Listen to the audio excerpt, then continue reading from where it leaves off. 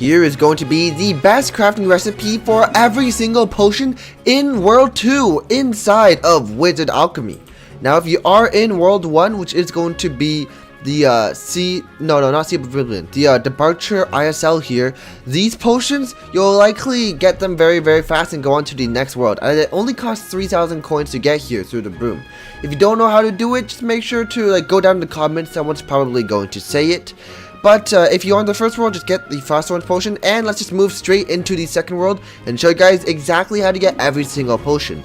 So the first potion is going to be the common potion, with the best recipe being triple sulfur lumps. And this is going to be the first potion, which is the wood splinter potion. Let's just show you guys exactly what it does. So we are going to equip it, and there we go, we have the wood splinter potion. And let's just test it out on any kind of mob.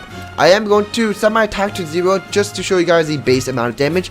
And as you can see, it literally tickles compared to the Frost Orange potion. That comment actually, it's literally just a common. So let's head back and show you guys another recipe. Now for the second potion, you will need 1 orc teeth and 1 broken arrow. And this would give you the highest possible chance for the second common potion. This one is going to be the Thunder Strike potion. And if we go ahead and equip it and use it, I will show you guys exactly how it is. The Thunder Strike potion, let's use it on a sword orc. It looks like that, and again, it doesn't do much damage since it's a common. The next recipe is going to need 1 orc teeth, 1 broken arrow, and 1 iron armor. This would give you the highest possible chance for the worst uncommon potion. And this potion is going to be called the Twisting Potion. And here's exactly what it looks like and how much damage it does. This is the Twisting Potion. Again, doesn't do much damage, but the animation is still rather basic. For this next recipe, we are going to use 3 orc ears and 2 teeth. This would give us the highest possible chance for the second uncommon potion. Name of this one is going to be called the Twin Currents potion, which does have a lot cooler sounding name than it actually is.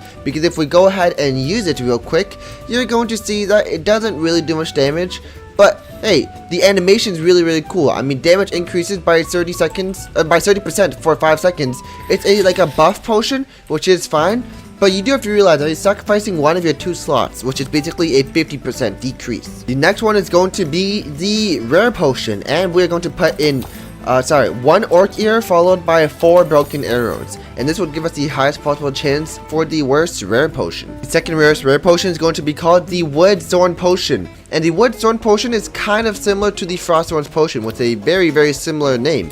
And if we go ahead and use it right here, there we go, we equip the Wood Thorn potion, we are going to see that the cooldown is relatively similar to the Frost Orange potion, and the animation is also pretty cool. And for our next recipe, we're going to throw in 3 orc teeth followed by 2 iron armor, which would give us the highest possible chance for the second rarest rare potion. And now we have the Bolide potion. If we use the Bolide potion, you can see that the damage is actually not too shabby. It's a little bit of damage over time, but it's just the animation is so long and the cooldown time is a little bit longer. This is going to be the Thunderball potion, which is essentially the Frost Orange potion counterpart.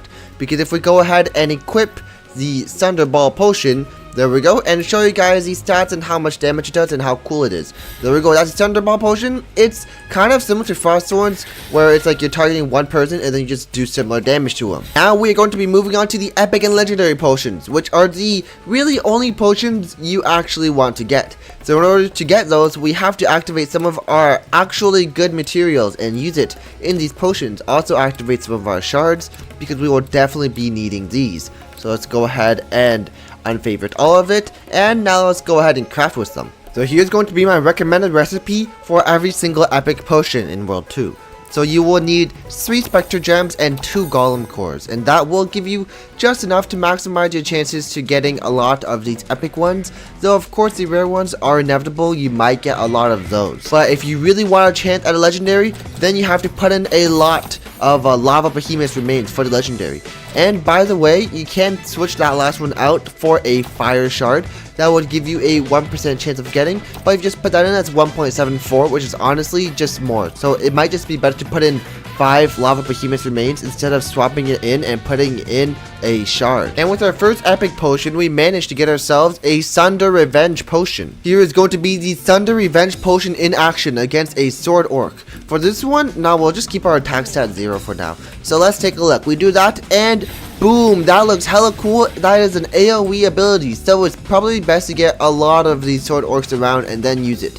The damage wise, it's pretty decent because it is an epic.